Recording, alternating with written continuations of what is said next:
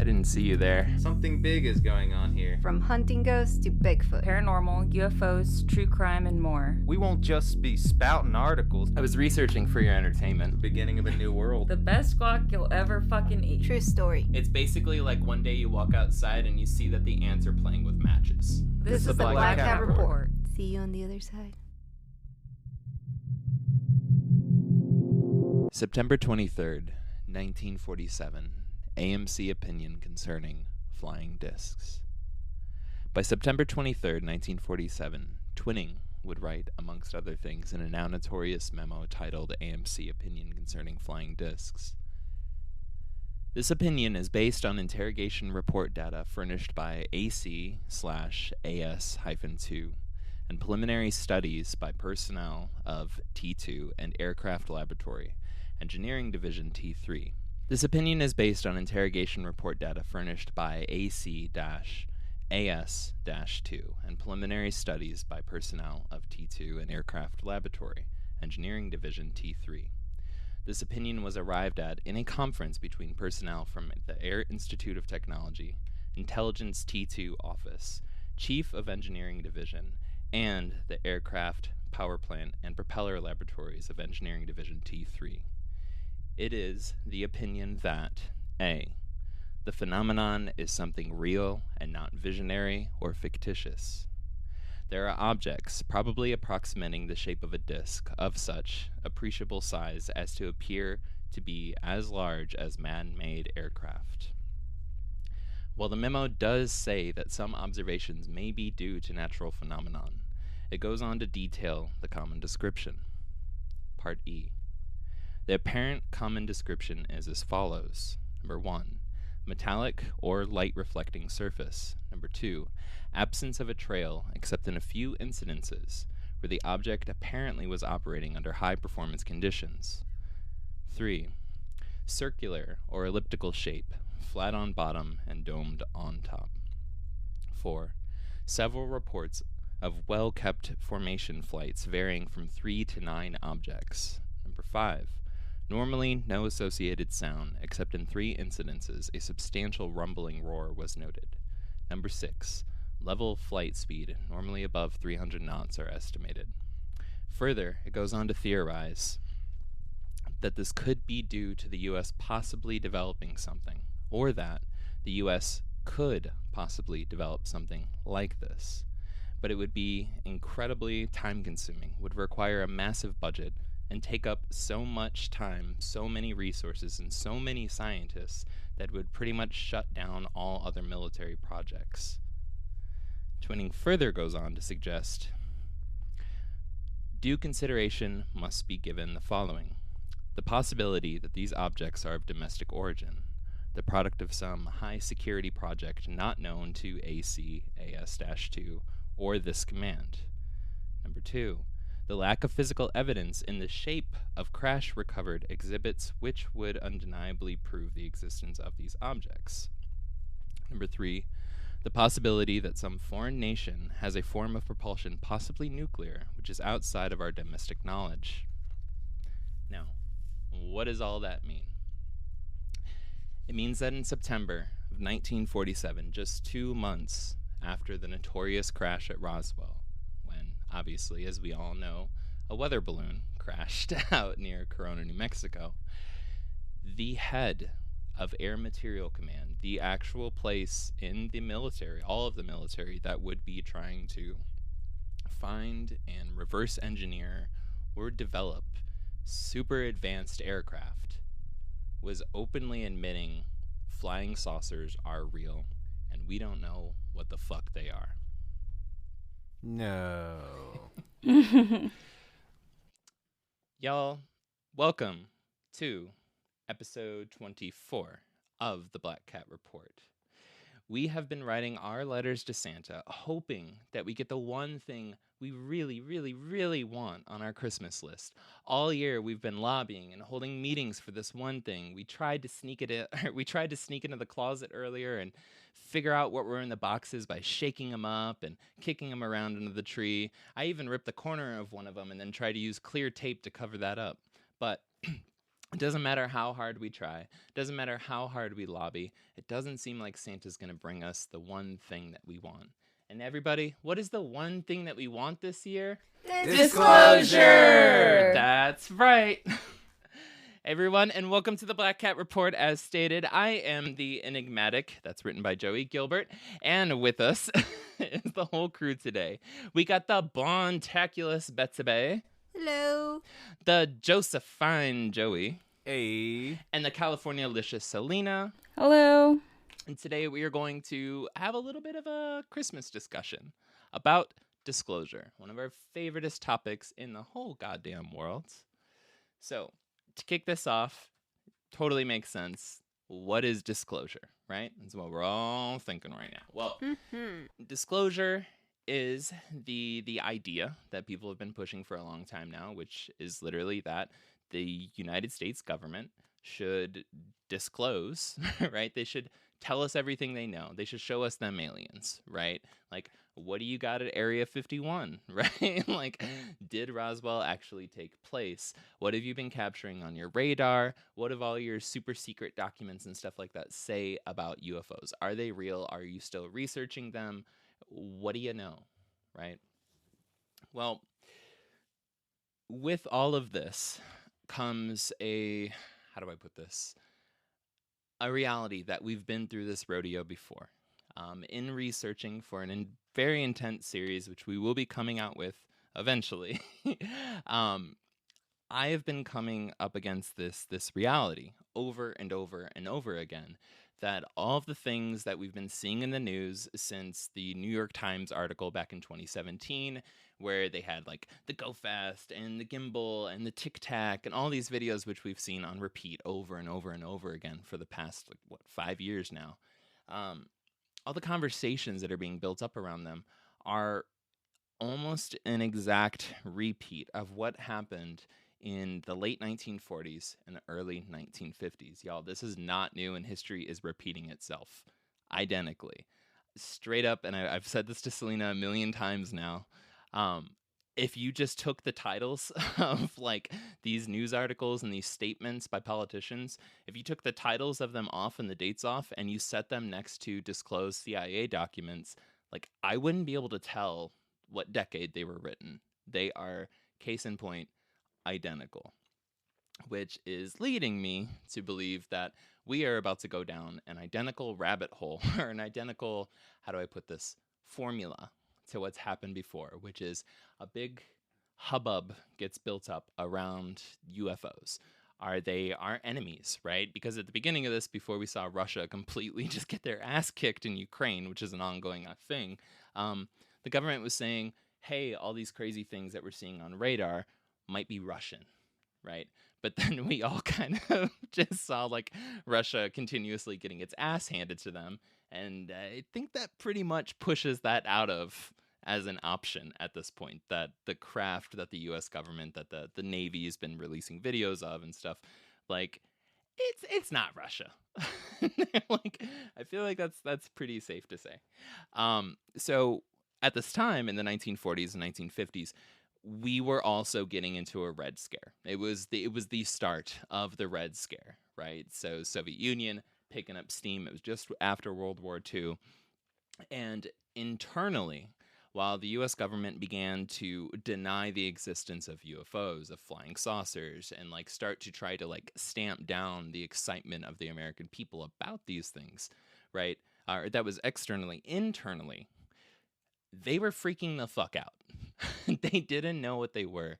And over again, between Project Sign in 1948 to Project Grudge from, I think it was like started in late 1948, 49, up into the 50s, and then into Project Blue Book, right? Three incarnations of the government trying to figure out what's going on with UFOs. Every single time the conclusion was 20% of the sightings, right, couldn't be identified. The number varies. Sometimes it was 21%, 22%, 19%, but about 20% of the time, they couldn't figure that out. They would 1,500 sightings, 20% of them, this and that and the other. Okay, so that number doesn't really seem that significant at first, until you look at it as, wait a second, that means 1 in 5 reports 1 out of every 5 reports, we're talking in some cases tens of thousands of reports being collected, 1 in every 5 of them actually makes a case for UFOs existing, right? That's impressive to me. Those aren't numbers to scoff at. And now what we have the New York Times running from, hey, look at them aliens, we got proof, look at these videos back in 2017, and kind of keeping that up for a period of time, to they've already tried to debunk a report that hasn't even been released to the public. So if you've been keeping up with the debate around everything and the updates in the UFO world, October 31st was supposed to be the date that the new office, ARROW, don't ask me what the acronym's for, they've changed it too many times, I don't remember, but it's the anomaly something something something, the new UFO office that got created under the last National Defense Authorization Act, the NDAA. So they were supposed to release a report on October 31st. Everybody's been waiting a year, basically, for this, like, best Halloween gift ever, right? We're going to get all of the information from the government. It's going from a slow drip of disclosure down to a full-on, like, torrent. Like, they are about to release, like, what have you been studying? What have you been finding? You've been going to the CIA, the NSA, the Air Force, the Navy, the Army, the Marines, every single government branch was supposed to be submitting in all their information that they have about UFOs and unidentified aerial phenomenon, UAPs, into this agency. And this agency is supposed to put out this report on October 31st. And it's mandated that a public version is supposed to be released. And the New York Times is like, hey guys, even though it's like October 31st and the report didn't get released to the public, we already know that a majority of them were found out to be drones and aerial phenomenon, like some sort of anomaly that took place. It's still fascinating, and I appreciate this cricket that is in the background in the studio, because that's basically what happened. Everything went flat. They're like, hey guys, don't worry about this. Don't get too excited. It's all bullshit. Fun fact, and this is where it's repeating in history, about 20% of them, they can't find out what the fuck they are, right? I don't think anybody in the UFO community, no matter how hardcore you are, actually thinks every UFO report that gets submitted is a real UFO. You gotta be real far out there to be like every unidentified anything is a UFO. Not just by the name, but like literally it's a spaceship, right? That's ridiculous. So the New York Times is already starting to stamp down everybody's enthusiasm, excitement by focusing on this 80% of identified things. Again, we're ignoring the numbers. 1 in 5 times it's legit. At least as legit as all of the most advanced technology in the world with our military can come to a conclusion of. Another fun fact, to go back to days of Project Blue Book, days of Project Grudge, days of Project Sign, right, is they discovered over and over and over again, no matter how hard they tried to debunk things, that the more information they had about a sighting, right, so they would qualify their witnesses, which I'm sure we'll get into at some point in their messed up process of qualifying witnesses. They would qualify their witness.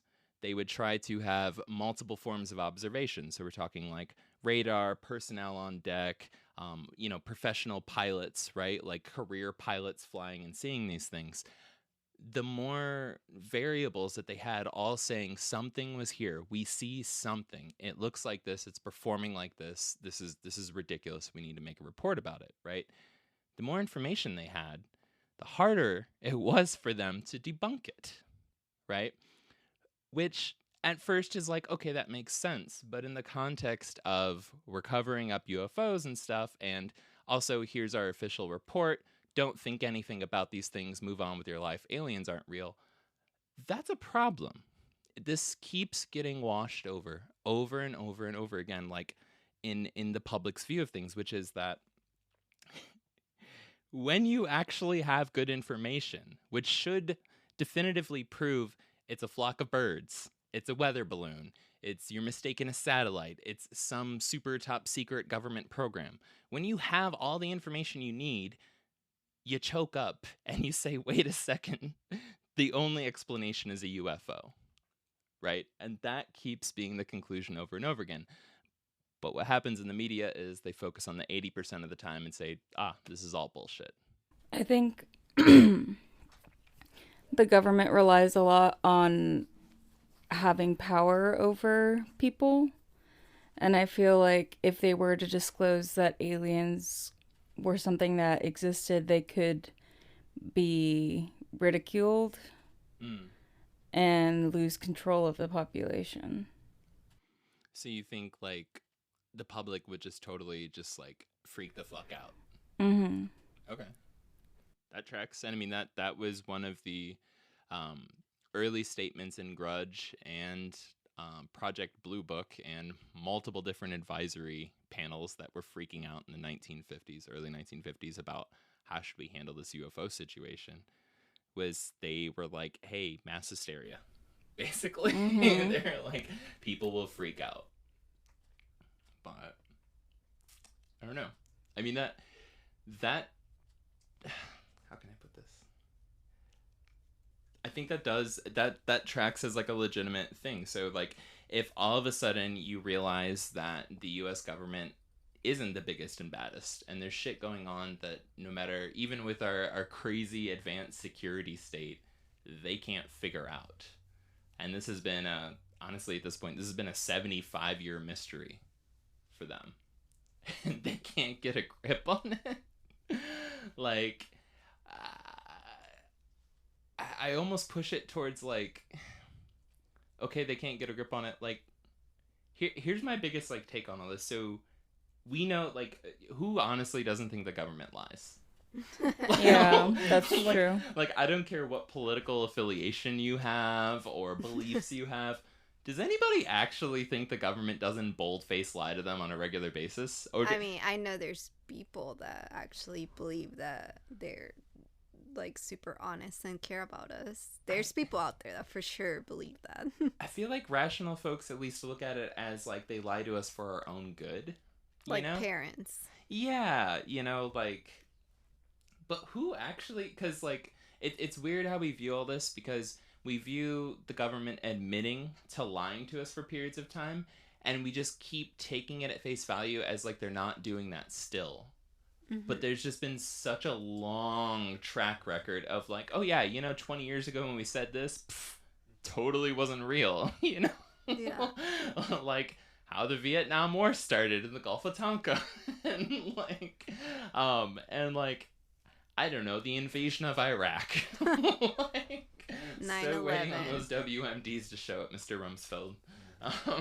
Like, they sit on a throne of lies. Mm-hmm. They do. I mean, they're professional liars, right? Mm-hmm. I mean, that is their job, is to lie, and it's wrapped in the flag of security, right? They're just like, we do it for you, we do it to protect you, and this kind of takes us back to, again, right around the time of Sign, Grudge, and Blue Book, which is they never, so digging through all these documents, they never actually like flat out deny that UFOs are real. They just keep saying over and over and over again, this is a thing, right? This is how we should plan on dealing with these things, right? But what does evolve as they keep this continuous story going, this continuous like realization going, which is UFOs are real and they're physical objects, right?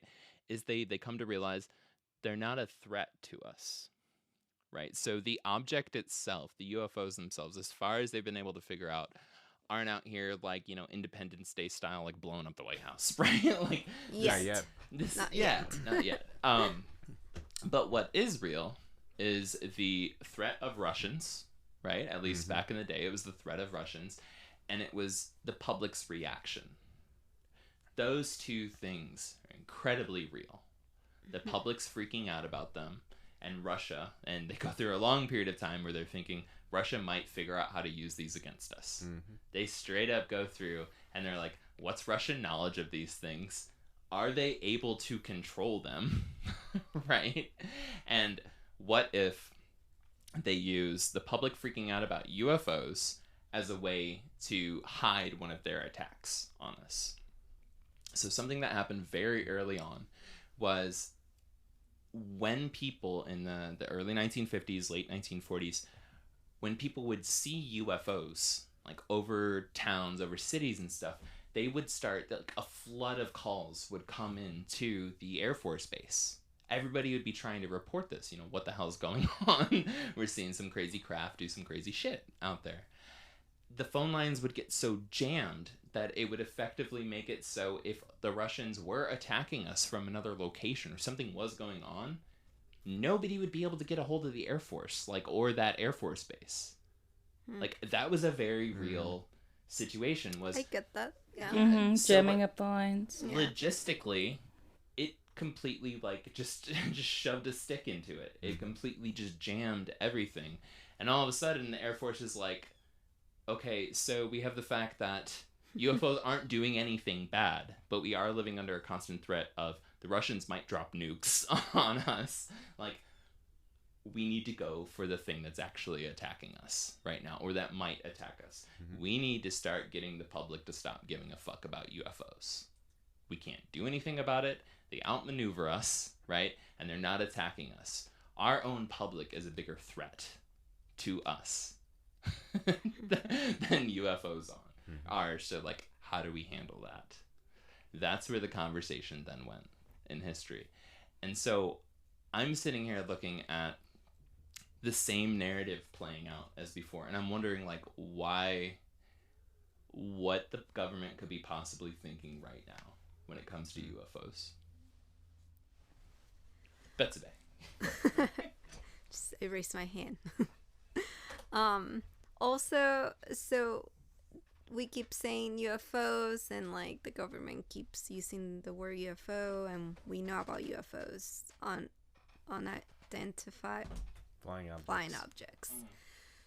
And that's cool, but then they haven't mentioned what's inside or where they're coming from, so that will be a whole other conversation that has to be really deep, because they're gonna have to talk about who are these people, how many different types of people, are they good or bad, are they just curious, is it us in the future, it's a whole other conversation. And I feel most people get very overwhelmed by that. So I mean, just seeing it from their point of view, oh my god, it's they would need a whole year to talk about this with the whole world, to explain everything that's going on, because it's not just black and white, So I feel the government's like you're saying, ain't nobody got time for that. We have to deal with Russia right now. We have to deal with China. We have to deal with all this other people. And there's just no time or space to even dig into this and explain the human race, what's going on. Yeah. So it could just be something that's very overwhelming that they don't have any time for, because we're dealing with other serious issues that are happening in the actual world. So that could be another thing. Or are the issues created to cover it up so they don't have to talk about all that stuff? Sure. True. Distractions. Because a lot of the stuff that happens usually blows over within a week.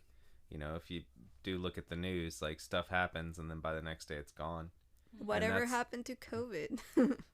Well, it doesn't get talked about as much. We still anymore. believe in COVID at Planned Parenthood. Yeah. We wear masks and use hand sanitizer. I still respect that for a medical establishment. For sure. Yeah. Yes. I would hope the medical establishment. Even without COVID, it's there's other viruses. Yeah. It's a good, it's everybody, even most of the debate around COVID, or a lot of folks that aren't into that kick, they're well, yeah, you gotta have all these medical problems and then it's a risk to you. And it's yeah, and that's why they're going to a hospital. Yeah. So it's it tracks. It's yeah, well, vulnerable people go to hospitals. That's why they're there to begin with. But yeah. So I mean, what if the distractions are made, to stop them from having to go to have that conversation with us, being the parent that are having to talk to their kids about the birds and the bees. That's maybe what they view themselves as. They're just where do babies little come Johnny, from? I don't really have time today to come down and talk to you about how me and your mother were at the Def Leppard concert, and yeah, I gotta go pick up the other kid. I don't remember his name anyways, so we're just gonna go get him. Whatever. We don't have time to explain why the Def Leppard concert led to you having 4 eyeballs, Johnny. Yeah, You Johnny. just need to know Def Leppard for life. Yeah. Like, It's Pour like some there's- aliens on me.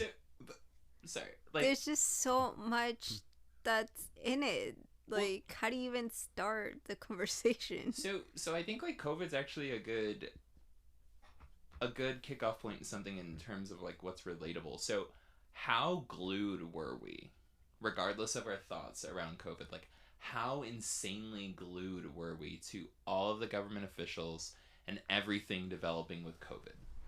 Like, how like majorly stuck and hanging on every word as they were trying to explain something to us that frankly was terrestrial, right? It's something that like scientists with enough time can 100% understand. They're like, this is how it gets in you, this is how it spreads, this is like, we were so stuck on it. So from the position of like a government, and I'm not like, you know, grandstanding like government decisions to like not have disclosure, but I'm saying from a government perspective, you make an announcement a billion times bigger than COVID, which is, hey, we're not alone and they're totally checking us out, you know. Yeah. Like you make an announcement like that and you don't have any answers, and you've been trying for 75 years to figure out anything and you're still clueless. Yeah. Like, people will just straight up be like, okay, first off, you lied to us. That sucks. And second off, you have no answers. Where do we find answers? Right? It immediately creates a power vacuum. Mm-hmm. And, like, that is the scariest thing for a government, is for there to be a power vacuum in authority. Who's Yeah. gonna step in on that power vacuum? Religious leaders, cults, like The TV Catholic Church. personalities. It is for sure gonna be religious leaders Regis / Philbin. cults. Because Yes. it's going to be people stepping up left and right being like, I knew it. I've been talking about this from day one. I knew that they were wrong. The government's been lying to us. And just slowly people Yeah, get because then picked they're off. gonna get into Jesus and the second coming too. Yeah. It'll be all of it. It'll be everybody separating, and then maybe it'll be worse than it is now with the cults being like, no, I was right. I was right. I was Yeah. right. I was right. You know, and then maybe it'll be even worse. So I can understand where some of them are coming from, being like, hey, we should probably figure out some things before we even release it.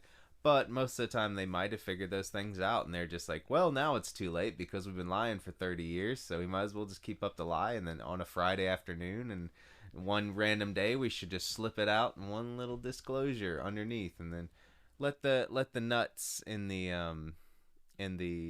UFO world talk about it. It's like Mean Girls Like they when do now. Like they're Regina doing George. now, literally. Yeah. Remember in Mean Girls when Regina George has the burn book, and then she just like throws the papers all over high school, and everyone just like starts fighting and stuff. That's what they'd be doing. That's the government. Like, just like, here's all the answers and you guys deal with it and the world burns. Because that's how people react. They're gonna start stealing from stores. They're gonna go into panic mode. Like, people are gonna stop paying taxes, because what even is the point of paying taxes when there's like aliens that are in higher power, you know? Like, why do we need to pay taxes? I think that the next step is trying to disenfranchise people that believe in UFOs. Boom. Because that's what happened in the past. And we haven't gotten into the way that they used to like screen people for their stories. But basically it was somebody that had military experience who was male and like middle-aged and white. And if you were a woman, your story didn't count. If you were black, your story didn't count. Yeah. If you were brown, your story didn't count. So that's the way that the research went. For shame. Do you think they would start doing that again? I don't think that they would, like, I mean, they might have those, like, as, like, standards for who to interview and stuff like that. But I do think that they're going to start making, like, the way that on the news all of a sudden everybody was making fun of people who liked UFOs by playing the X-Files theme song over, like, you know, the reports of people, like, reporting their sightings and stuff like that. And then there was that whole thing with the governor, where he was like, we found the culprit, and he brings out a man dressed up as an alien. Yeah. Like... That was the Phoenix Lights. Yeah, for the Phoenix Lights. Yeah. Yeah, they totally made a joke out of it. And... yeah, they just make it so that if you tell someone what happened or what you've seen, you are either crazy, looking for attention, you were drunk, you were high, or you just don't understand what you saw. Yeah. So, thank you. And I'm gonna read from some notes from some research I've been doing around the exact copy and paste of the time period that I honestly firmly believe we're experiencing right now. This was from the 24th of September, 1952. I'm going to read a few quotes to you now from a memo simply titled Flying Saucers, sent to the Director of Central Intelligence by the Assistant Director of Scientific Intelligence, H. Marshall Chadwell. A worldwide reporting system has been instituted, and major Air Force bases have been ordered to make interceptions of unidentified flying objects. That's a big one right there. Mm-hmm. So this is a direct admission immediately that these are not illusions, which they were telling the public at the time. Mm-hmm. Why the hell are you scrambling jets for an illusion? So that's a big one. The memo then goes on to break down the fear many in the government had been expressing around this time, namely, if we can't tell the difference between Soviet aircraft and UFOs, we could be screwed. The Soviets might use UFOs as a cover to attack us. If this is possible, is there any way we could use the cover of UFOs to attack them? Further, the fear of UFOs being used on us or against us in psychological warfare. Quote, a study should be instituted to determine what, if any, utilization could be made of these phenomena by United States psychological warfare planners, and what, if any, defenses should be planned in anticipation of Soviet attempts to utilize them. This is how they're talking about this. Like, they're saying, A, they're real, and B, they pose a legitimate psychological threat to populations, right? The thoughts of them. And then the memo goes on to say, quote, in order to minimize risk of panic, a national policy should be established as to what should be told the public regarding the phenomena. So to summarize all of that, things are here in the sky. We're having trouble identifying them and are paranoid that the Soviets might use them as either a cover to attack us or to cause widespread panic. We need to come up with a national policy of what to tell the public to keep them calmed down. And if anybody wants to look, that is the 24th of September, 1952, starting on page 6 of a larger document in that collection. Again, I will have the link to the CIA disclosed file on this episode's show notes. Now, this all kind of like goes on to exactly what Selena was saying, right? So the next logical step from them going into 1952 and past that was that they needed to launch a psychological operation against the American public, which was already illegal at that time, but the way they quoted it, or the way they outlined it, was a, quote, educational program involving TV, magazines, newspapers, TV stars, famous authors, books. It's propaganda, y'all. Yeah. If you were trying to encompass and subtly educate an entire population across a million different streams of media and entertainment, that's propaganda. That's how it works. And their main method of doing this, which again goes back to the recent New York Times article bashing the current situation with UAPs. Their main way of doing this was, we need to highlight cases which at first seem unexplainable, and then show the public how to unveil the mystery and show them how it was easily explained. Yeah. That is quite literally what they say. We need to show the public how, like, wow, isn't this a mystery at first? Isn't this incredible? and then to step back and be like, aha, look at this. It had totally simple terrestrial situation. They would go on to hire some of the leading like astronomers and some of the like the highest ups and like most respected scientists at the time to start publishing anti-UFO books and making it so that the people that are in the scientific community that are most well respected, they have the largest platform to reach people, would start saying, this is stupid, this isn't real, these are all the reasons why. Wasn't that what they did with Project Blue Book? That was the whole point of it. Exactly. Hynek, J. Allen Hynek, Dr. J. Allen Hynek from the University of Ohio, or from Ohio State University. He's one of the top astronomers, like, in the country. The dude's goddamn expert. You know, he's a genius.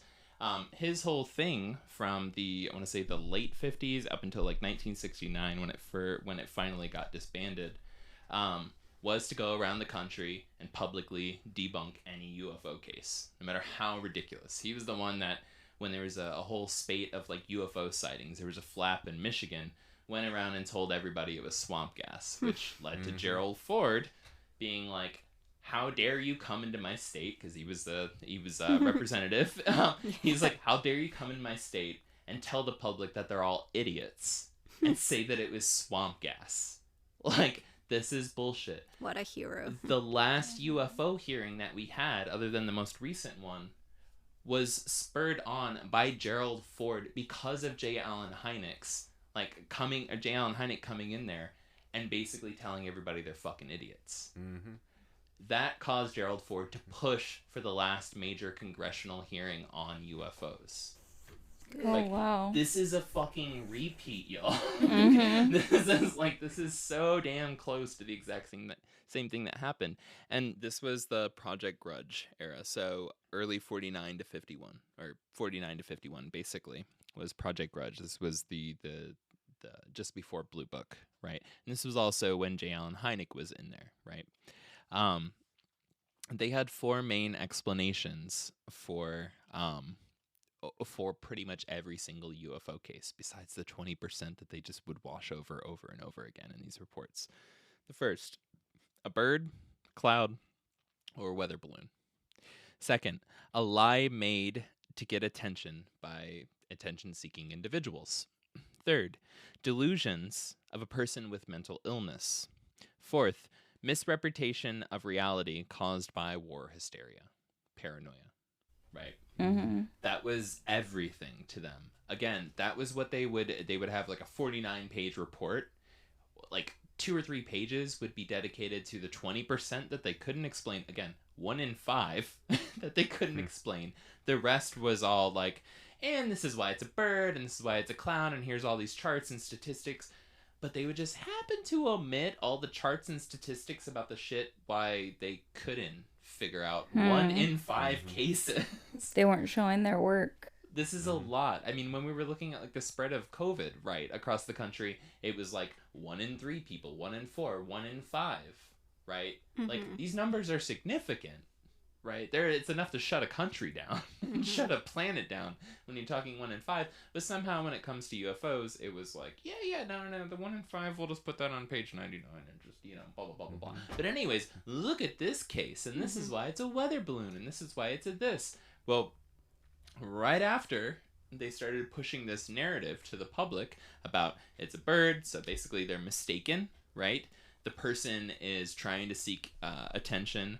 The person has mental illness, right? Or they're just experiencing a brief moment of hysteria. Right after that, what happened? Well, basically, the U.S. media started reporting less on UFOs. People started making less reports about UFOs. Nobody wanted to talk about that. Airline pilots who were used to be submitting a large amount of reports on a regular basis because they're up in the skies constantly and they're, at level with potential UFOs, all of a sudden that dropped off because at work, if they would report these things, now that they lost legitimacy, right, people thought they were crazy. People thought they were seeking, attention. People thought that, like, hey, it worked. It worked so well. And so what is happening right now, the New York Times article saying like, oops, you know, like, this isn't a thing. This isn't a da-da-da-da-da. It's just that. It's just this. Okay, I don't care. Like, the fact is that it only takes UFOs showing up one time for it to be real. Yeah. So 20%, 1 in 5, kind of a big deal. Yeah. When you're looking at 20,000 reports sitting on a desk or something like that, 1 in 5, that's a lot of fucking reports. Mm-hmm. And I think like the last time I looked at the numbers, it came down to like 1 every 2 days or 1 every 3 days. There's like reports coming in. Oh, wow. And it's like, and this is only based off of the reports that get made. Yeah. This has nothing Imagine to do the with rest. all of the times that somebody, us, sadly, as a case point in this, we saw shit. And we haven't filed a report. Like, how many times does this happen? Yeah. And so, I don't know. But the next step in it is to make people reporting these things look like idiots. Basically. And I think that this is a part of a control valve in general, right? For a multiplicity of reasons. It's build it up as a topic. Get everybody to focus on it, right? Because if you get everybody to focus on a narrative at the same time, by the way, from the same people that have been lying to us, if you get everybody to focus on it at the same time and then you debunk it in front of everybody and give them only a few reasons why it should be debunked, that becomes the public opinion. And you effectively put it back down in the casket and bury that zombie until it starts to crawl back out again. That's what's happening over and over and over again. It's so They're just doing messed damage up. control. Exactly.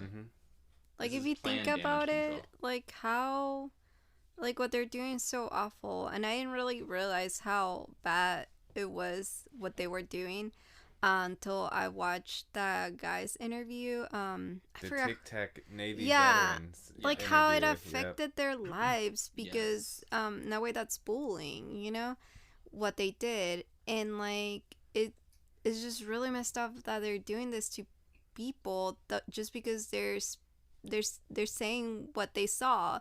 Even if it was like a weather balloon or whatever, you know, the fact that you're making people feel bad and like crazy for just talking about what they saw and just stating their opinion and what they went through and making people feel bad, like, that's awful. Yeah, but Betsabe, your vote counts. I'm sorry, and I'm not saying don't vote or something like that, but this is the absurdity of what we're dealing with. We're dealing with the same power structure telling us our vote counts, right? That's also actively manipulating our knowledge around something. Your vote counts, but we're not going to let you be an informed voter. We're going to omit some very important information from you around things, right? Hey, I know that you really care about UFOs, you know, and UFOs Care about you. We really built this bridge yesterday. We built this bridge and it looks really good. Did you see the funds that we put into it right there in this bill that we made? We did a great job. Oh, you remember healthcare? Yeah, I'm sorry you don't have that. Also, but we did, however, add a lot of funds to the military. We also added a lot of funds to my paycheck.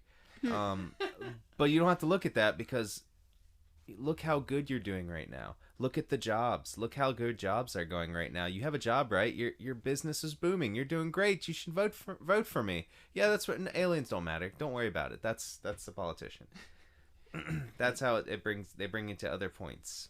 Yeah.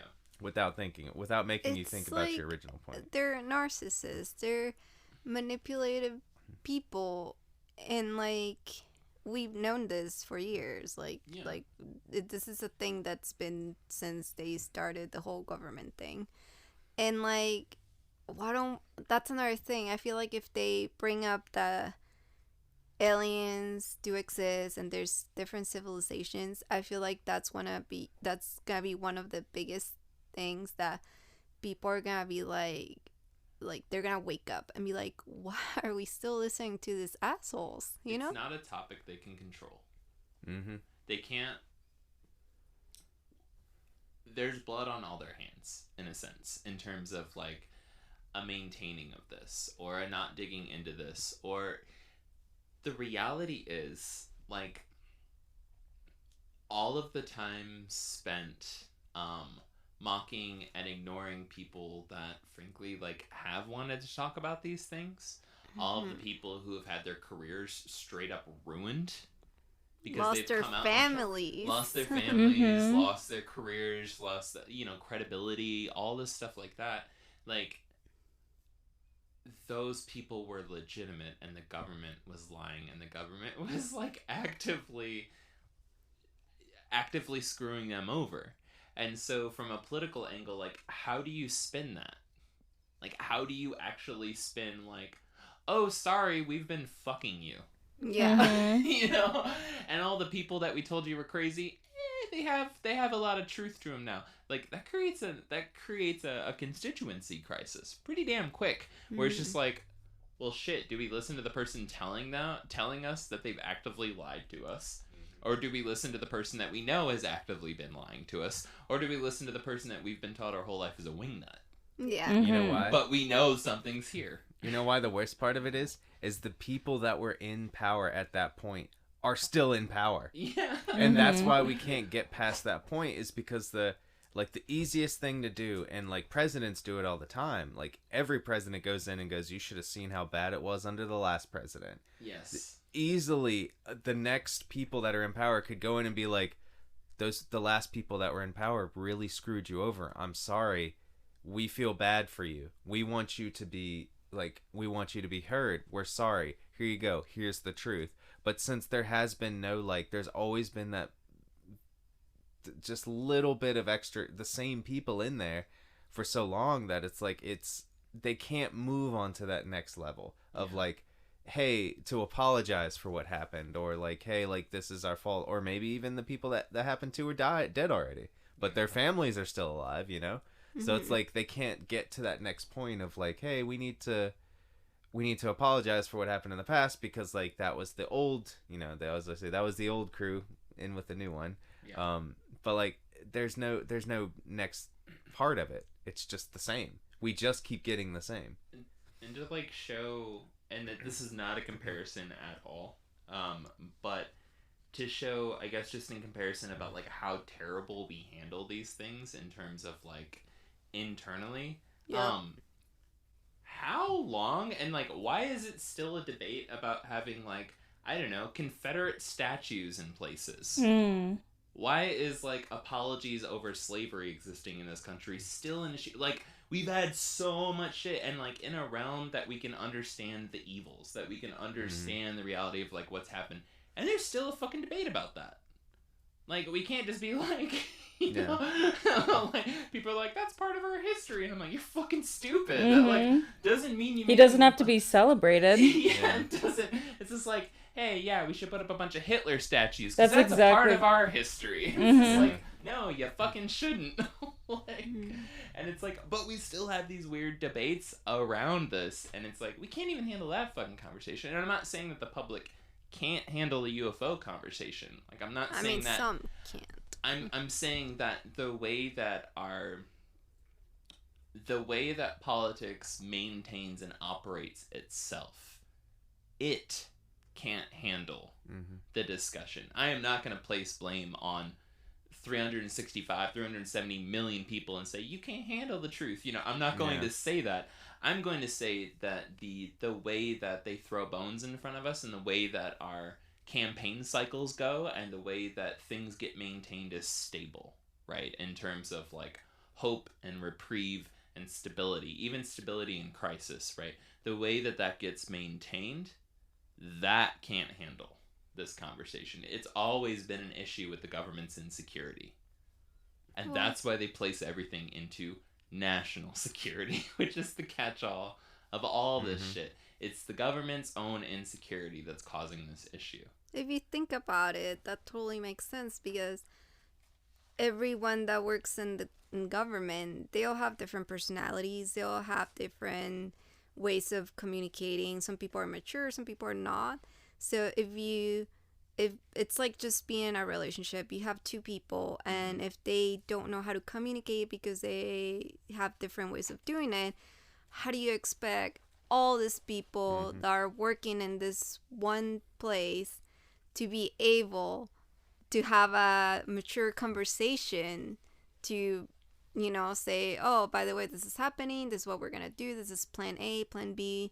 Like, that's impossible. I mean, and not just with this, but with everything. Like, it's just it just sucks because you can't rely on people to be perfect, because we're humans, you know, and like we're all different, we all deal with stuff differently, so that's why nothing gets done ever, you know.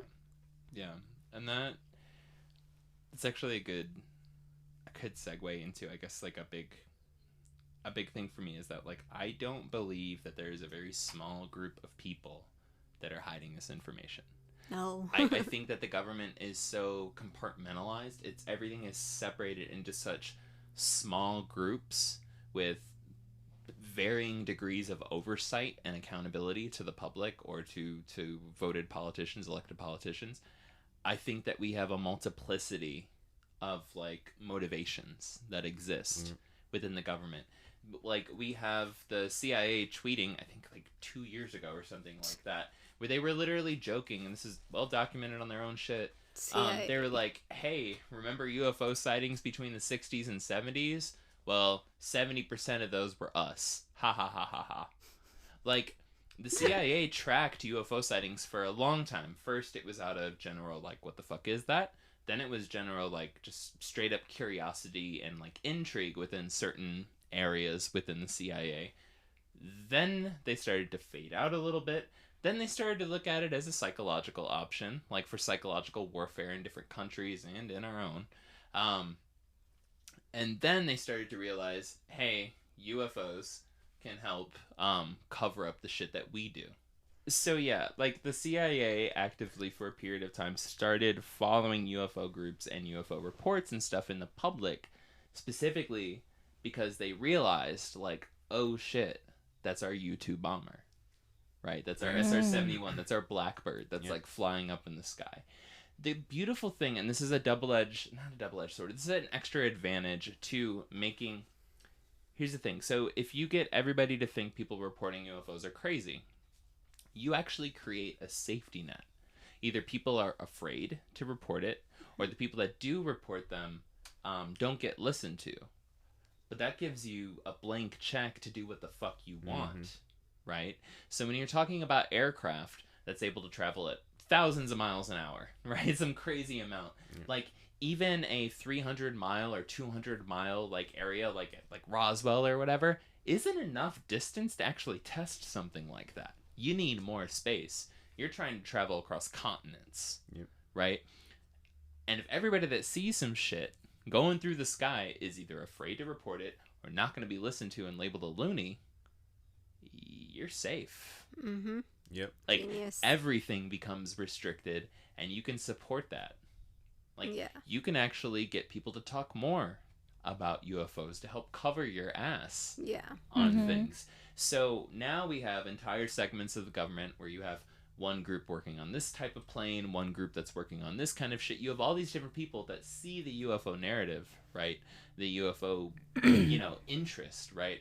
As a potential cover for what they do. They don't need to acknowledge it to each other. They just all utilize it. Right? So now it's that. Right? And so, like, I've used this metaphor before, at least talking, like, amongst us, but there doesn't need to be a massive meeting in our neighborhood for everybody to go outside on a good day, on a nice day.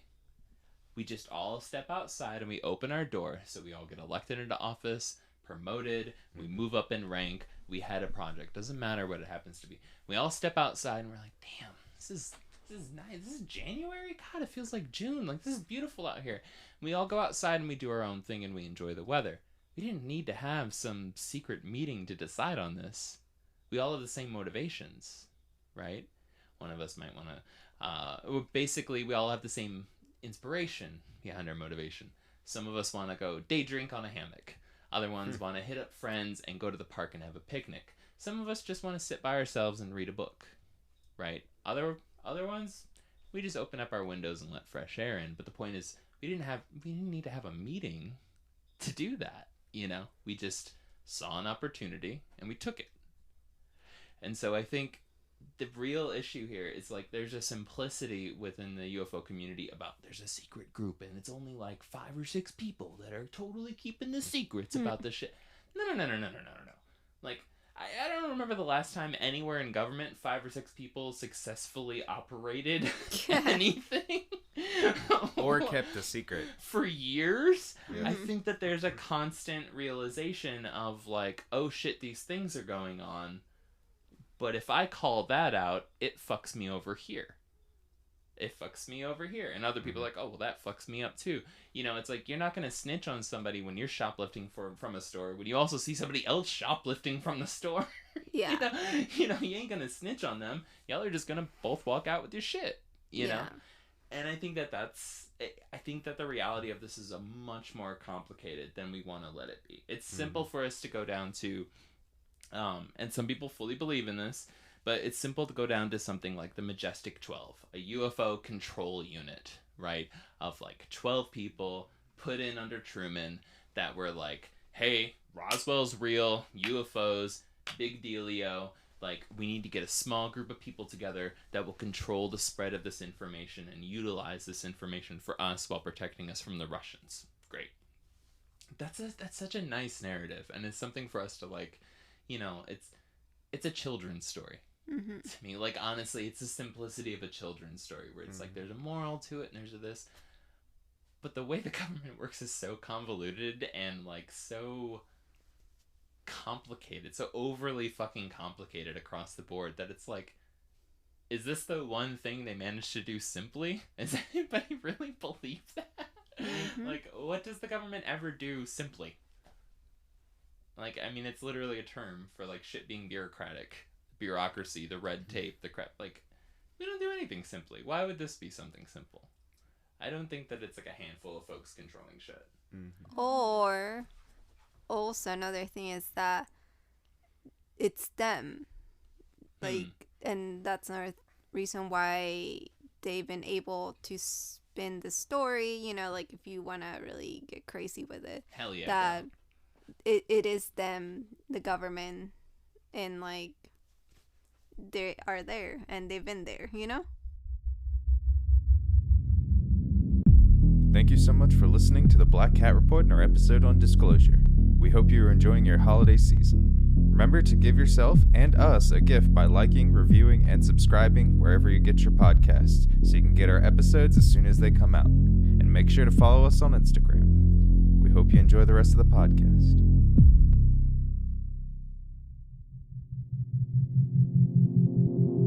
When you go back and read all the documents from back in the day, it's sort of funny how comical it is, and it's just like hard to believe why even all those things happen and how they reacted to it and how they handle it. And in a way, I feel like it could be because the government's run by aliens already, and it's been run by aliens, and like, or maybe they're working with them, and that's why they're playing all these games with us, because that's what they're doing. They're playing games with us. They're not being mature about it. They're not being honest at all. Yeah. So it could just be a way for them to just keep controlling the narrative, because they are here and they've been here. If you want to get crazy.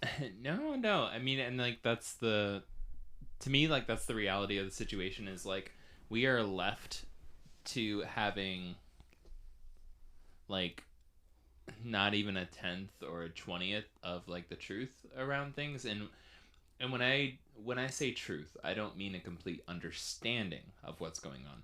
I mean, like, within the human mind, within a human mind or multiple human minds, there's more knowledge about unidentified aerial phenomenon in some people's heads than there are in others, right? And as a constituency, right, like as a voting population, as an adult in this country, we're left to speculate in the most wild directions possible, because we're dealing with like half truths, half facts, just a percentage of the story. So it can go anywhere, and it actually sounds legitimate, which kind of goes back to, well, if you don't want people to listen to them, only give them percentages of the facts, right? Because that does sound crazy, but honestly, not as crazy as UFOs existing.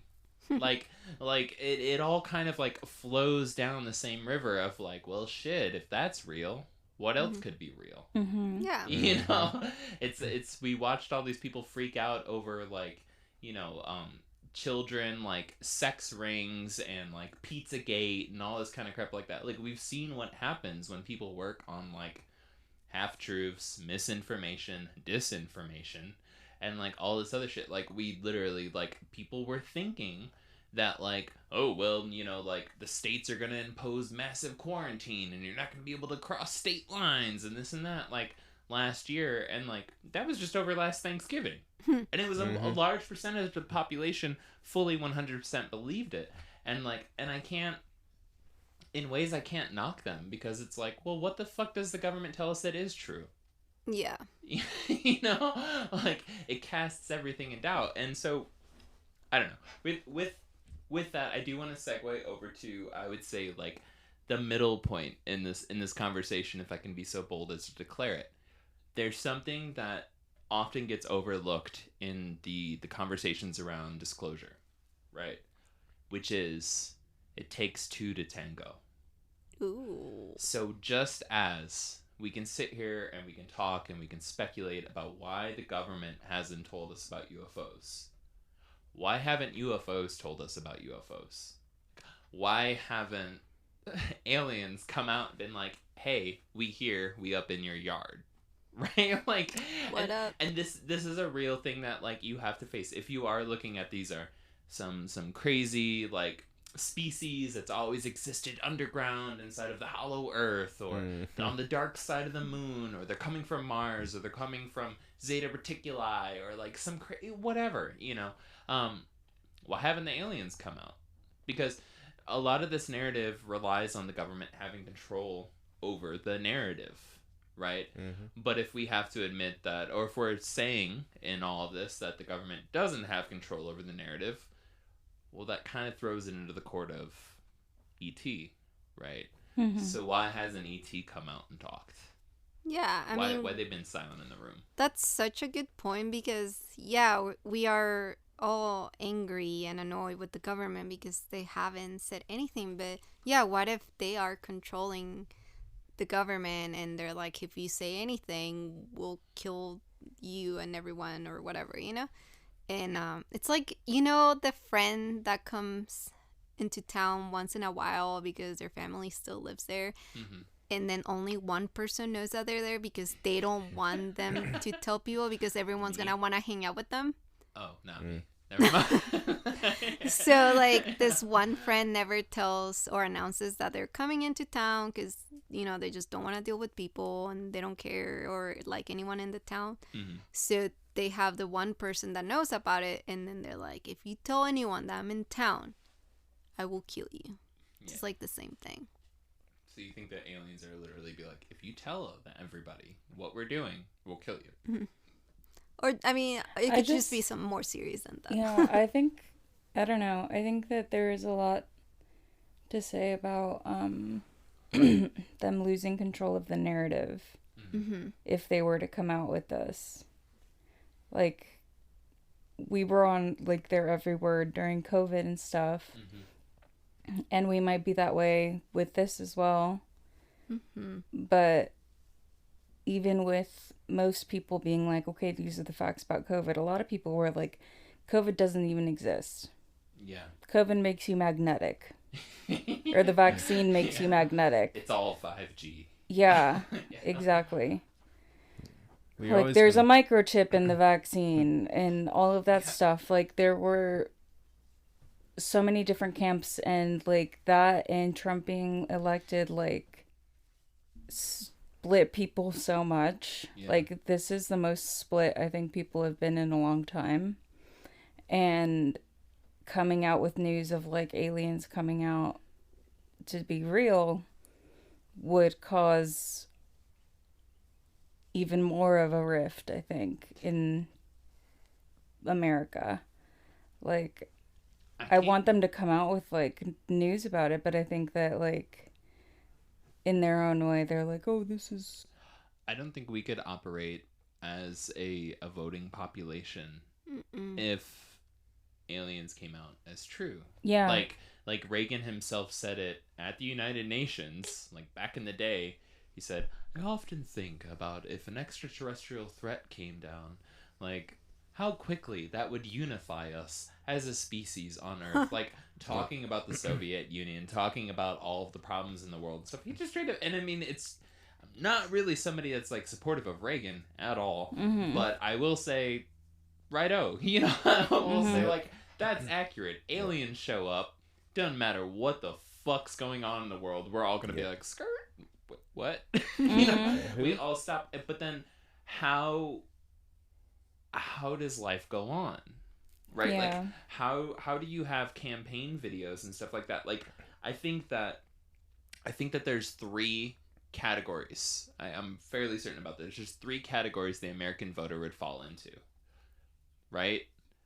So shoot them, right? Like get the fuck out of our backyard. You have no right here. Da da da da da. Your existence is a threat. Like I don't think that anybody disagreed that a lot of people would feel that way. Shoot them, loot them, right? So take everything that you can like possibly take from them, or join them. We would want them to be our powerful allies, so we can continue on with whatever we want. And I think that would be the three major voting like platforms. So, shoot them, loot them, join them. That's it. Nobody would just be like, let's study them. When the fuck has this country had patience? Let's be friends with them. Like this isn't Star Trek. Yeah, and like the thing is like with natural anomalies, with weather changing, which we still argue about, with all these other things, that's a more or less like a static thing that's external to us. It doesn't have a brain attached to us. It doesn't have an agenda, right? So like when we actually have to deal with something else having its own motivations and having complete and utter like just immunity to do whatever the fuck it wants, like I don't know how we would handle that. God, yeah. It would, again, I think we would shoot them. We would try to take their shit, or like, you know, reverse engineer, build shit similar, whatever, or we would try to join them. But those would be the three loudest voices in the room. Maybe that's why they don't want to announce themselves, because they're like, oh my god, these people are idiots. They're just not, because they probably are super chill. I mean, I don't know all of them, but what if they're just super chill people and like they just want to say hi, and then obviously they've seen the way we act when an enemy, I mean not an enemy, when you know, even just people crossing from country to country, and they see how they get treated. Imagine them coming from space and they're like, oh my god, these people are gonna try to kill us, or they're gonna loot us, or they're gonna want to join us. Yeah. We just want to say hi. I mean, from a service level, like, if you're just observing us with a giant, like, telescope, right? Say they're not even here. They're just looking at us from a giant telescope. Like, we freak out over different skin colors crossing borders. Yep. like, if they show up with their big heads, no ears, no mouth, and, like, large almond-shaped eyes, they're gonna be like, no, they're not like us. Like, they 100% are just like, nope, I don't know. They can't even get along with each other. Fuck that shit. Yeah. Just let them kill each other. We will stay and watch. Look, we'll go in. We'll get a cow. We leave. All right. We do not talk to anybody. Yes. Cam, get the popcorn. Yeah. Like, it makes sense. I would... If the Earth was my neighbor, I wouldn't talk to him. Yeah, I'm no. just going to go ahead and say, from somebody who chooses to work in a basement professionally, like, I would not be reaching out to my neighbors like, hey, what up? Brought a casserole? Like, hell no. Like that meme with the chocolate and cheeses. Like, yeah. It's so true. Yep. Like, what did you guys do to him? Oh. Yeah. We're referring to a meme where it's like an alien talking to a human, and they're like, "Oh yeah, we know Jesus. Yeah, we love Jesus. Yeah." And like, yeah, every time he comes, we give him all of our finest chocolates from across our planet. And like, why? What did you do last time he was there? And the human's just like, Crucified him. uh.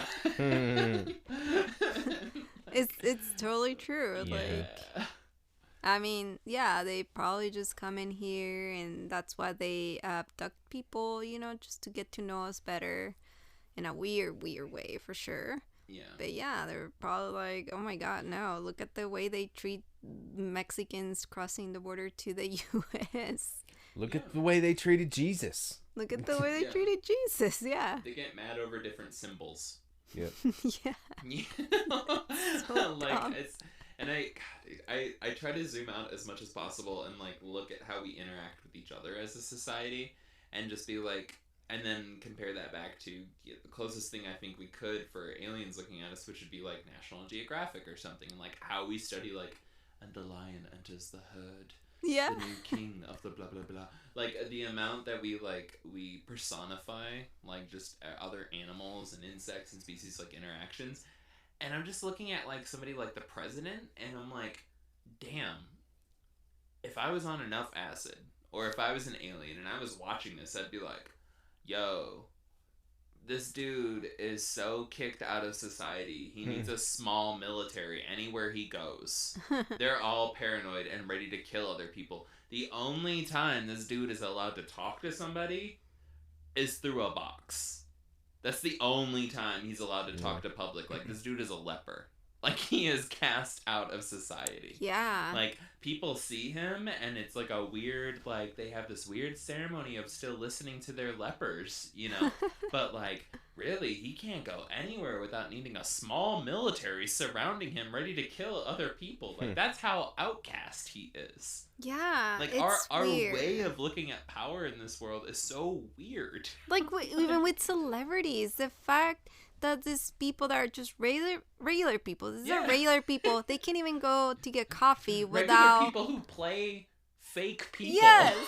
Like, They how can confusing just, is like, that? go out like other people and do their lives, because either they're afraid that they're gonna get killed, robbed, or just like a crazy fan is gonna kidnap them, you know? Yeah. Like, that's freaking insane. And then just like on a street level view, we have like houseless folks on the same street as folks that are barely getting by and folks that are rich, all walking next to each other.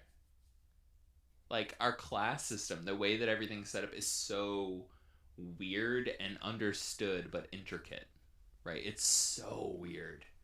Like, it's so weird, where it's like somebody's like literally like, hey, can I have this much money so I can afford this?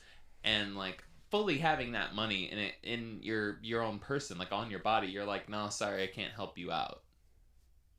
Like, while there's somebody that's able to walk down the street at the same time, they could literally pay the rent of everybody on that street, right? Like, and that's the system we have. So if you're studying this from a completely, like, looking at us under a microscope, that's confusing and trippy as fuck. Mm-hmm. Like, that is really fucking trippy. You're just like, I don't know what's going on with this. And then this dude shows up and everybody's just like throwing shit in the air, and he has a small military around him, and he's only allowed to talk to him on a box. Yeah. It's weird. We don't make sense. I really want to drive that home. Like, Yeah. if you're just like, we had enough of an issue as our own species when like Europeans came over to North and like South America, just understanding each other. We had a major issue there for a long time, you know, and like we couldn't even figure out our shit. Yeah. Like, let alone a species that like might not even breathe air. You know, might not even eat food the way that we do. Might have completely evolved underwater. Who the fuck knows? Maybe that water was just made of some other shit. Maybe it was sulfuric acid. I don't know. But I'm just saying, like, totally, like, can't even base anything on what we base things on. And then just looking at us and being like, no thanks. Like, Yeah. we'll just drop in, try to figure out things from the sides, but, like, we ain't talking to these motherfuckers. Yeah. Mm-hmm. I that's how I would do it too. Like, no. The bottom line is that we still haven't evolved much when it comes to communicating with each other. And like it's pretty sad and really frustrating that even just with two people, Yeah. they can communicate and just talk like normal people would talk, and get things done. Yeah. Like it's just sad that we're still dealing with communication issues, Yeah. because I feel like all the signs that we know, all the cool techie stuff that we know, don't really even help or work when we can't when we can't communicate with each other. Yeah. Like it's just useless. Yeah. Like I feel like that should be a priority for everyone to just learn how to communicate. Yeah. And then we get into the techie stuff. Then we get aliens. Yeah. Okay. So one of the biggest takeaways for me with all of this has been, as I've been digging through all of these declassified documents, every time there's a report that's going to be semi-public, right? So it's like it's leveled, it's stamped as a level of confidential or secret or whatever, that more or less will get released to the public in some sense. There's a shit ton of debunking in it. But if you go a little bit past that, if you look at the stuff that's stamped like top secret, whatever, right? Like the higher levels of like clearance and confidentiality and stuff.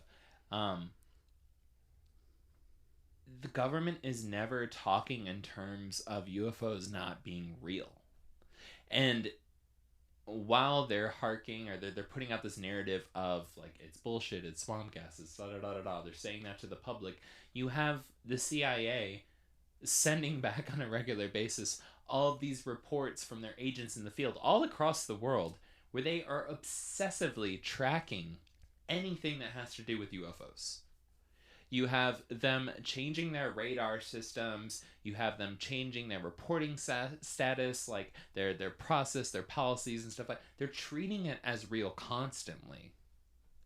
But on the public-facing side, it's swamp gas, it's weather balloons, they're a drunk, they're crazy, they're hallucinating, or they're one of the undesirables, which is anything but a white male, right? They keep doing this over and over again. And I think the biggest proof for that, where it's like you don't even need to dig into the archives to realize this, is there hasn't been a single time since Roswell where the government hasn't been researching UFOs. They might lie about it for a number of years and say they're not, but then 20, 30 years go by, documents get disclosed, and another project comes out. Over and over and over again. For over 75 years, we keep finding out they had some office, they had some group, they had some institution that was researching UFOs. Over and over again, and I can't stress that enough. Every time they say the case is closed, somebody, somewhere in the government, or multiple groups in the government, are looking into it. That tells me something's there. Why the fuck do they keep looking into something that is already understood? Mm-hmm.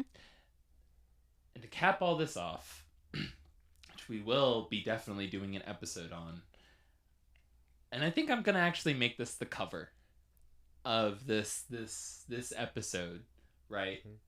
Is Project 1794, which, from staring at enough information, I finally went too far in the conspiracy route and realized if you switch the 7 and 9, it's Project 1947, or if you switch the numbers around, 1794, 1497, it's the same numbers. Well, this project, which you can go to, I believe it's declassifieddocs.af.mil, so Air Force Military. It's the official website for the declassified documents from the Air Force. That's what it is. I'll have the link in the show notes. Project 1794 is fascinating to me. So between the years of, and this is just what's been disclosed, between the years of 1957 and 1958, the United States Air Force was actively trying to build a UFO. And this is with 7 years, 8 years of them telling everybody that these are hallucinations, that you're crazy, that you're that they're weather balloons. All that's fascinating, right? And you could even make the case that they were just trying to use them for psychological operations. Okay, well, that's one way to look at it. Another way to look at it, which I feel makes more sense based off of actually reading through the document where they're like, this is how the engine works. This is da-da-da. These are photos of us testing the turbines. These are photos, these are scale models that we're building. This is that. Like, they break it all down. Another way to look at it is, why the hell would you be trying to build a craft based off of an illusion? Mm-hmm. That tells me that they don't know what the fuck UFOs are, but they're trying to mimic them. Right? They know that there's something there, that they know that there's a path of technological evolution available to them, because they might have a crashed flying saucer. They might have a crashed UFO, and they know it can work, but they have no fucking clue how. But the sooner they start actually trying to build models similar to that, the sooner they can start problem solving, the sooner they can get a leap in technology, the sooner they can get over whoever their nemesis are, the sooner they can catch up. But they know for a fact, they're like, this works. So kind of like a child going up to like a playhouse, like a little, a stove set, and they're trying to make their little things because they know for a fact that the shape and the style and everything like that is similar to what they see their parents doing when they cook them dinner. I honestly feel like that's kind of where we're at with things. Mm-hmm. So Project 1794 is a goddamn straight up UFO. I think I've sent all of you the image at some point of like what this looks like. Looks like a flying saucer. It's a goddamn flying saucer with USAF printed on the top of it. United States Air Force printed on the top of it. And I want to know that, like, why did we put millions of dollars into trying to design something based off of a hallucination? Mm-hmm. Mm-hmm. That's one of the biggest, like, hold up a fucking second. You don't think this is real. You think people are mistaken. You think all this stuff is bullshit. Great, fine, whatever. Why are you trying to build it? Or, like I said, it could just be them being like, yep, it's us. It's been us. This is our ship. That 100% could be a thing. Could just be all psychological. But why? Then, again, on top of that, why would you be planning on building a fleet of these things, which was the plan? Why would you be labeling it United States Air Force if you wanted people to think that it was space aliens and you didn't want anybody to listen to them? Right? Yeah. Like, there's more questions on top of that where it's just like, wait, hold on a second. Like, why would you do any of this? Like, we didn't do this with, like, the Blackbird. The famous, like, like, stealth fighter that everybody remembers from the 90s. We didn't do that. We didn't do that with the U-2. Right? And, like, this is, like, Bono never decided to do this. Yeah, I was about to say that. But we didn't do that with, like, the U-2 stealth bomber, right? Or the spy plane, right? But a decade after Roswell, we were actively planning and trying to build fucking UFOs. The U-2 stealth bomber, when they tried to add their CD to everybody's iPod. Yes. Yeah. Yeah. Also a CIA op. No. Oh yeah, that was weird. That was weird, wasn't Bono it? apologized for it. Yeah, he better. But just like the album, nobody listened. I still have it on mine. Oh my god, that's a It's not bad. It's just random. I mean, they made $150 million from just selling it, so they did all right. True. He good. He good. Can buy more purple sunglasses. It would be cool to have him in our podcast. No, it wouldn't. Fucking hate I would Bono. hate him. Why? I hate Bono. He's so pretentious. We don't even know him. We know about him. Yeah, but it's like we don't know him. We know about him. It's conversations like this that keep aliens from talking to us, y'all. We need to get this together. We need to become role models. But yeah, fuck Bono. So, but yeah. So I want to know, why did we try to build an illusion? Like, why would you try to do that? Because it looks cute. Are we also trying to build ghosts? Like, are we also like what else are we also trying to do? Are we trying to build werewolves? Are we trying to like how far? Actually, If yes, you- I'm sure they are trying to build werewolves. Yeah, that's And true. if you think Shit. about it, And they we've already been- made the Tupac hologram, so there's the ghost. Oh yeah, but if you really think about it, we've been doing that for so long with movies. So you thinking like slow disclosure? Huh? Like a slow drip, a slow disclosure, or no? Well, that's what movies have been doing for years. Like they've been putting all these illusions and dreams and whatever into the big screen, which in a way it brings it to life, you know. And that's why we love movies, because it takes us into other worlds that we have thought about, that we've seen, or you know, when it comes to mermaids, werewolves, Bigfoot, aliens, obviously, like the movies about UFOs and aliens, they're so realistic. Like, it's insane. That's why my favorite movie is Signs, because I feel like if we ever get visited by aliens, it will totally be like Signs, you know, like the one with Mel Gibson. It just the thing that they have a couple of things about that movie. Uh-oh. He used the Tension. power of Christianity to heal his son's asthma. It was a lot of like subtle like Christian propaganda, and then also, why would, if they are deathly like repelled to water, would they come to a planet that is 75% water? Yeah. Maybe they didn't know until they How got you there. can see it from space. No, but maybe, true. but maybe It's a they movie. did. Maybe they didn't know that they were allergic to water until they got to the world and someone splashed and they were like, "Oh fuck, what is this thing?" You know, like us going into a new planet, we didn't know we were gonna be allergic to whatever air they have. You know, and what I'm saying is like that's what movies have been doing for years. Like building the illusion. yeah.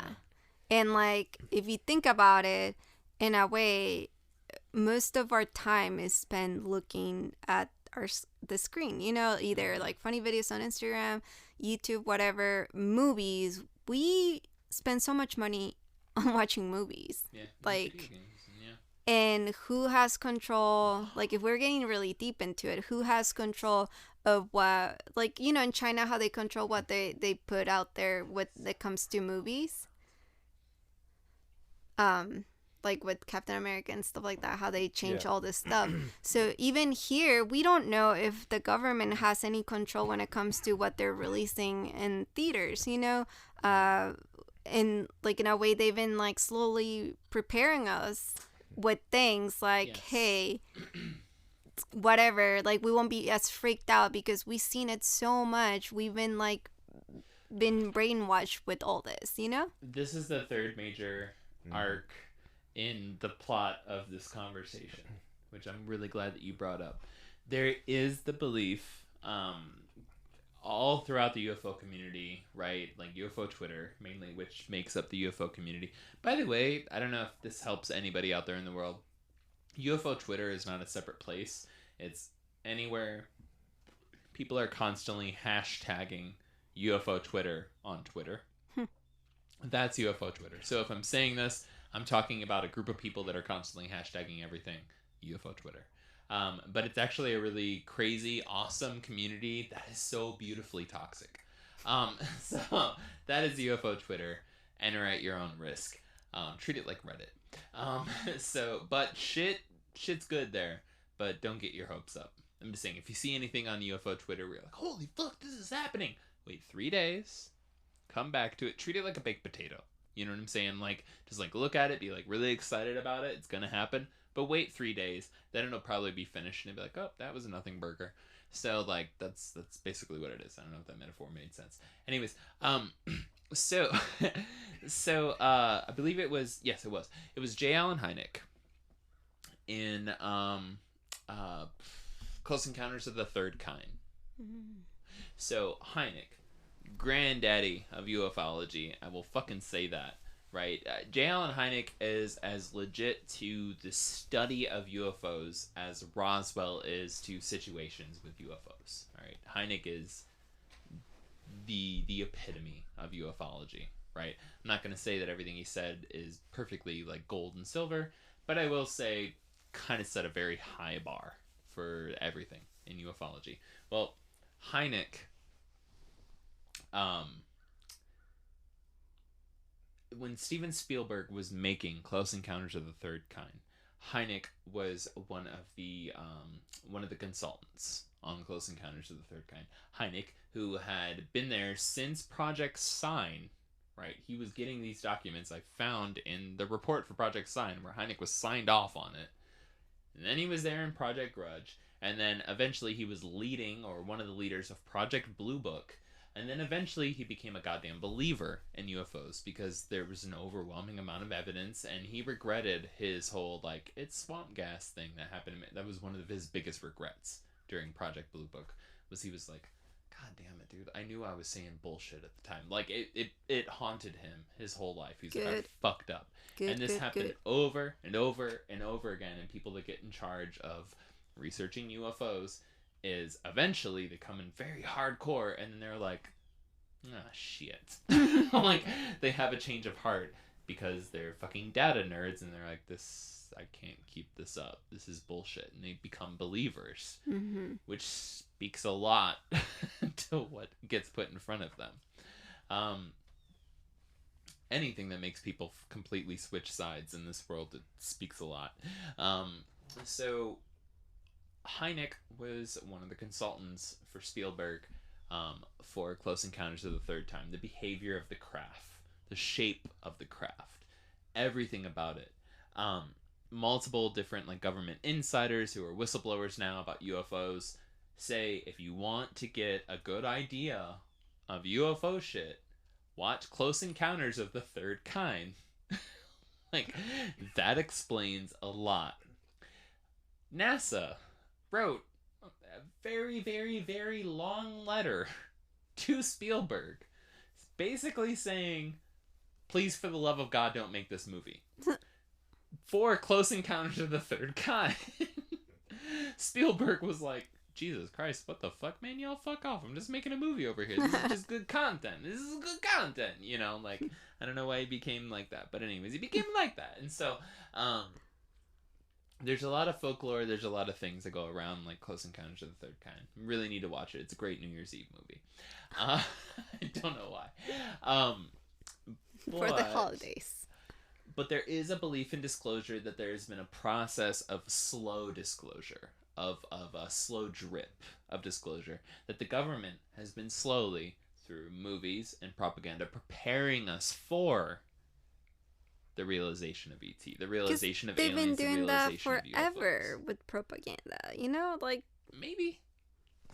I don't know if I believe that so much. I mean, well, I take that back. Government sucks at 99.999% of what it does, besides just, honestly, the best thing the government does well is being the government. Anything past that's up for grabs. Like, the government's really good at sucking and being itself. Anything past that is just like, you know, it's like, even with cars, if you think about it, we went from like using horses as transportation. And, like, you know, we started seeing drawings and, like, stuff of, like, cars and what it would look like in the future. And even back in the 90s, just, like, the shows that we were watching and how it would show the future. And, like, then we get to the future and we're not like, oh, my God, because we've been growing. Yeah, because we've been slowly seeing it in movies and shows and drawings, magazines, whatever. So it's not like a big shock once we're actually using cars. Like, that's crazy that we went from horses to a freaking car that can drive us from here to there in 10 minutes, you know? Yeah. Like, that's insane. If you think about planes, airplanes, come on, you know? Yeah. We weren't like, holy shit, like, it's a freaking airplane. We have Wi-Fi up there, you know? Yeah. Because it's slowly... Like, they slowly put it out there again in movies and shows and drawings, magazines and stuff. Well- So I feel like that's totally like a thing that they have been using it since forever. Even like back when we had castles and like kings and queens and all this stuff. It's just like a known thing. Parents use it with their kids all the time. Yeah. Here's a small amount of bourbon. Yes. For your Yeah. teeth. It's Well- for your Or teeth. like with cats. You know how we slowly introduce cats to other cats? Like they're behind the door. It's like, beep, you know? So like- what you're saying is I should not lead disclosure. I humbly accept Well, this. I feel like they've been doing it slowly. I mean, like if you watch the new Arrival, that movie's insane. Like, again, like The detail. the details, the communication. Again, That movie's really good. yeah, like Yeah. the way every country is communicating in quotes with each other, like that. Like if that's not the movie that they put out there for us to be prepared, then I don't know what other movie they could use, because that's the movie that I would show the world, like, hey, prepare yourself. And Yeah. of course they use Amy, what's her name? Amy Adams. Yeah. No, Yeah, it is Amy Amy Amy Adams. Adams, yeah. And Jeremy Because Renner. she's amazing, you know, like she was a We need freaking the perfect woman to lead disclosure. she's Amy an Adams. Enchanted, you know, she's just like the sweet woman. Mhm. Like it's a perfect movie to put She out was there. Lois Lane too, so she's like the. Hmm. Mm. America's sweetheart. Yeah. But no, I mean, in 60 years we went from no cars to being on the moon. So like, Yeah. think about. Arguably, people can argue about that, but I'm saying in 60 years we went from no cars to being on the moon. And if that's not just the leaps and bounds of technology in between then and like and now is like, there has to be something else behind it. Granted, a lot of that was people was a lot of scientists that were not very nice to people for a long time. Yeah. And I will. And that's being nice by saying they were not nice to people, that they mass murdered a bunch of people. So, terrible scientists. I don't know what episode when I first used the metaphor, like the kind of like breakdown of things, but I've said this before, where it's like, go to the 1800s, New York City, and drop a Lamborghini on Broadway. Like, what the fuck would people do with that? Like, we haven't understood polymers. Like, literally, the clutch hasn't been invented, right? The gasoline powered motor barely even, I think, coming into existence at that point. Mhm. You know, like the type of fuel, the refined fuel, the unleaded fuel, like that ain't even been conceived of yet. Aerodynamics. Yeah. There was no such thing. Right? We had no concept of any of the glass that was being used, the plastic, Mhm. and just the fucking seal for the window. The electric car alarm. Right? The key that goes in the goddamn ignition. The radio, the lights in the radio, the LEDs. What the literally the how you get the butterfly doors, like how the hinges, Mhm. the tires, the rubber for the tires, the rim, the nozzle, how you inflate the tires, the fabric inside of the trunk, Yeah. the chrome alloy. Nothing in that goddamn car would have made any goddamn sense besides the fact that a physical thing is in front of them. Nothing. They might have been able to drive it for 10, 20 minutes if they could even figure out how the fuck to start it, by the way, because that's a learned behavior we've had to go through. Like, nothing about that would have been comprehensible to the folks back in the early 1800s if you just drop that shit right into the horseshit stained street of Broadway. Right? Like right in Manhattan, you just drop it right there in one of the busiest cities on the planet. Just figure it out. Nope. They can't even understand the fucking paint. Hmm. Like, they could tell you what color it was. They could tell you what shape it was. They could tell you that when they've somehow managed to get it to turn on for a half a second, because by the way, it's the clutch, so it's gonna fucking stall out and the engine's gonna die if they're not doing it right. If they're not pressing down the clutch, while they're also putting it into gear, while they're also doing this, like, one of the most high-performance vehicles that we have on the planet, at least in public consumption, right? The Ferraris or a Lamborghini, they wouldn't have any goddamn clue what they're looking at. So that's separated by 200 years. Boom. Mm-hmm. Like, our own phones wouldn't do a goddamn thing if we brought them back to the 1800s besides power on until the battery died. And we want to talk about weird symbols and stuff like that on spaceships. Cool, great, fine, whatever. But, like, has anybody ever tried to help their parents or their grandparents send an email? Yeah. Now just click up on the hamburger menu. Now just click up on the icon there. Forward. What does forward mean? That, like, our phones, when we actually manage to get our phones unlocked, right? What are we looking at? We're just looking at a shit ton of weird abstract symbols. The Facebook logo, Instagram, Spotify, like on down the line. We're just looking at symbols. And even across our own individual phones, those symbols can look different. We still have Android. We still have iPhone. We still have different symbols for our cameras on all these different phones. We live in a world of intense symbols and meanings behind them. Again, flip this, add 200 years, and put it at somewhere else where they haven't even built their society in the same context or in the same way that we have. And then we understand it?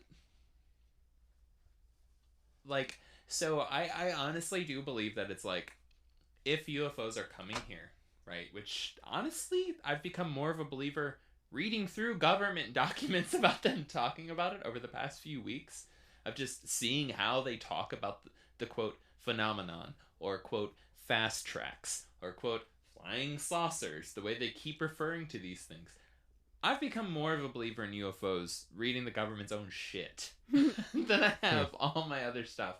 And I'm sitting here and I'm like, if a UFO did crash, A, we would barely be able to recognize it. And B, we would have no fucking clue what we were doing with it. We would be so confused. We might have a general direction about, hey, we should stop making the horse and buggy shaped like this, because look at this thing from the future. You know, like, we'd be making, like, carriages in the shape of Lamborghinis without any of the fucking compliments with it, and it would still be attached to it. We'd be doing weird shit. We would be doing weird shit like getting a craft that's still run on gas and fuel to try to fly like a UFO, like we did in 1957 with Project 1794. We doing weird shit that doesn't even make any goddamn sense. But we would have no clue what the fuck we were doing until we get all these little pieces, until we figure out how to make a polymer, how to make carbon fiber, you know, how to make tires, how to make the engines, how to start using all of these symbols to have meanings behind us. Other than that, we just be a bunch of kids just poking shit, trying to figure out what happens and freaking out every time it makes a noise. Thank you for listening to the Black Cat Report and our episode on disclosure. We are so excited to continue producing quality content and can't do it without you, so keep liking, reviewing, and subscribing to us wherever you get your podcasts. Also, you can contact us at contact@blackcat.report if you would like to send us show ideas. Make sure to follow us on Instagram as well to get the most up-to-date posts. And as always, we'll see you on the other side.